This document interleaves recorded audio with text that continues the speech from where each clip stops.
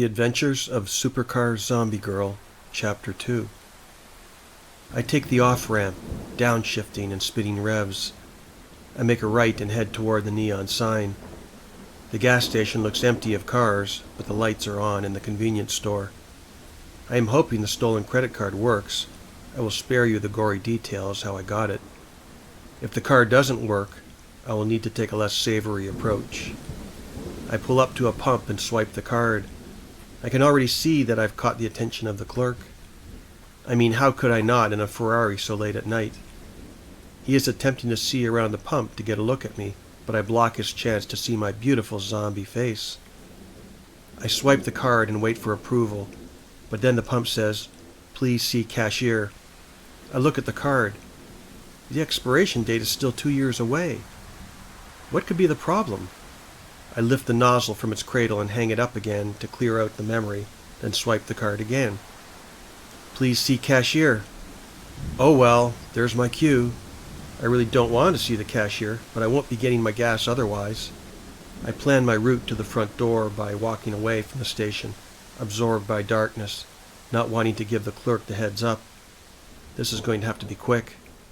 I circle back and crouch below the window pane, then storm the Bastille, as they say. Even as a zombie, I still remember my high school history, so take that, all you doubters that call us mindless zombies, if I may use the expression. I wrench open the entrance door and pour in like a ton of water entering the hull of a sinking ship. He is completely caught unawares, and I bypass the counter, jump over the swinging door, and I'm on him. My teeth sink deeply into his neck, and I draw blood. Lots of it. My hollow fangs feel like hypodermic needles, and I can feel his life essence flood and invigorate my body. It tastes like O positive, a plentiful favorite of mine, an old blood type for sure. One thing is certain, I will never go hungry.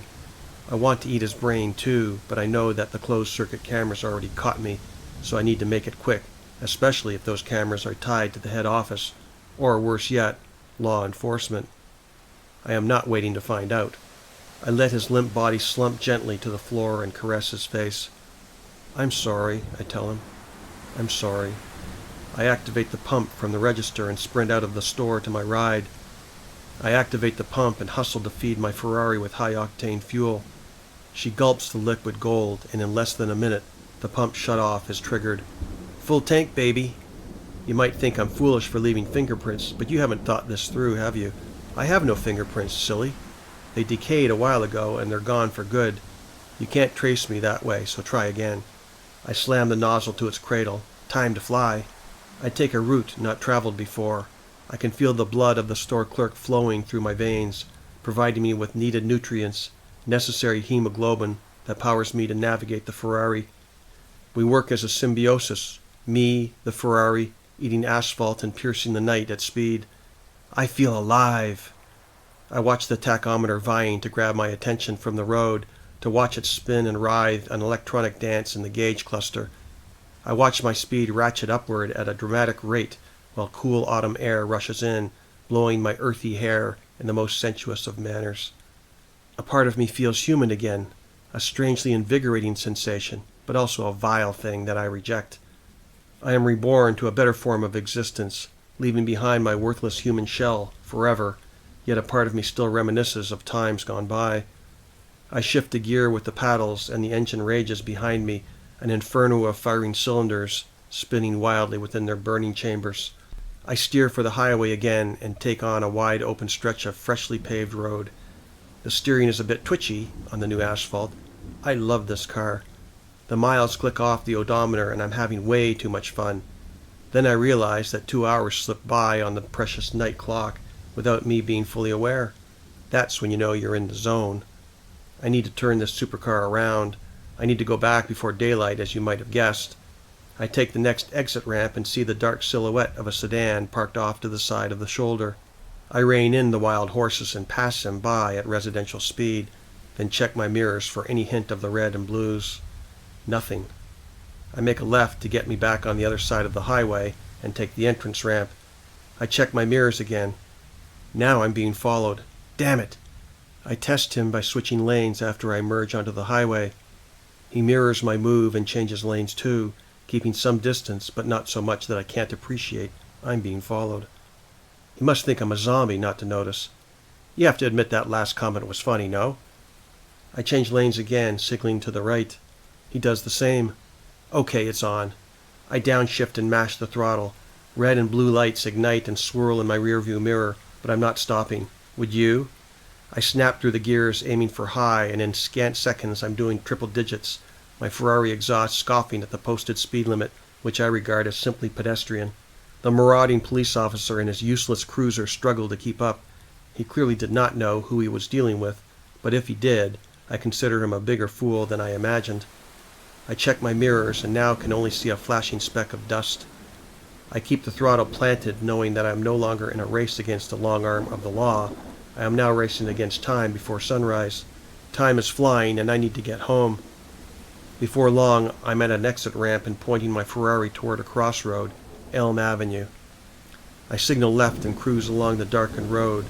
Shadowy trees flank me on either side, ancient weeping willows forming a canopy of dangling ominous strands of feathered leaves, while I navigate my beautiful prize to a convenient resting place for the coming days.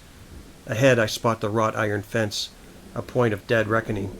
The weathered fence leads to an imposing iron gate, christened by angels, forever trumpeting an unheard melody, no doubt announcing my triumphant arrival with the La Ferrari, pinnacle of Italian motorsports, though you may disagree.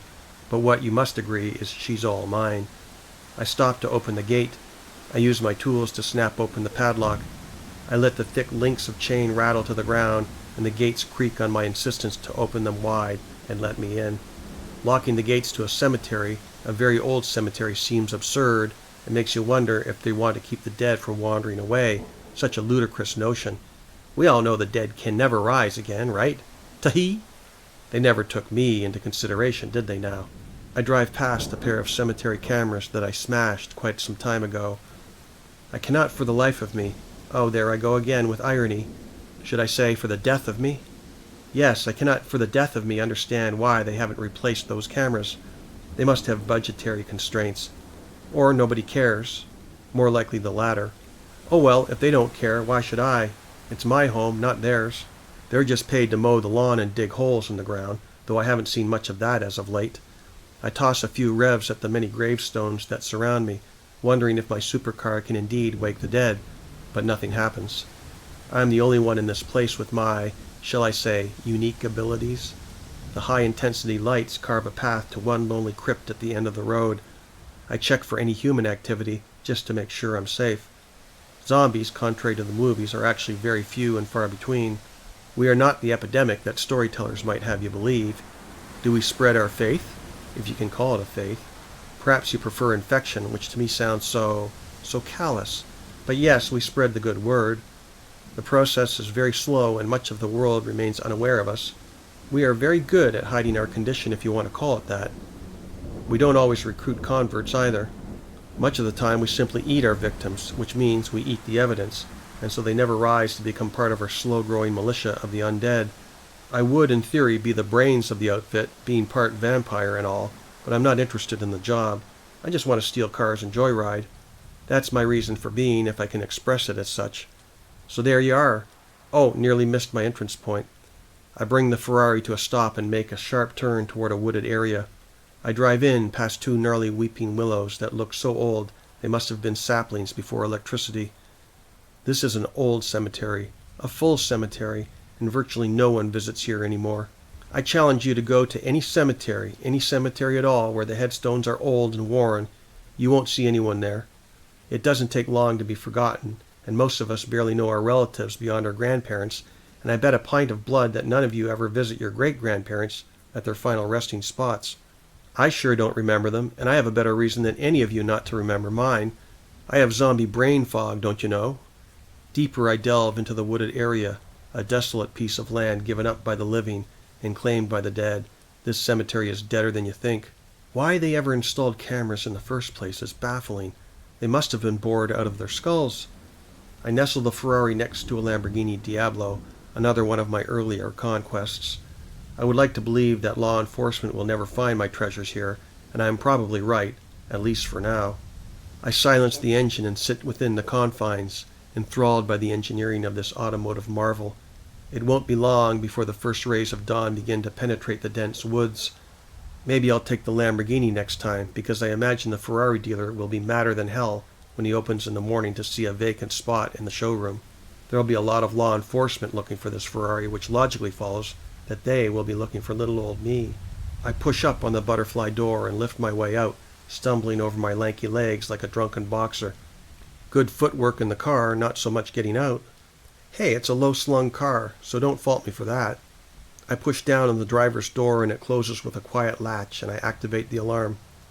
I leave behind my beloved conquest and sort my way through the trees and thick scrub brush with stealth. In the clearing I see my crypt, and I draw near, all the while surveying the land for intruders. The rusty door squeals in pain to my demand, and I slip inside, closing the door behind me with a certain but temporary finality. I had to displace a squatter from this crypt, some old creep from the 1800s by the looks of him. He was mostly dust, so it wasn't hard to evict him from his little palace. Excuse me while I crack open the metal coffin and climb in. Nighty-night, time to sleep.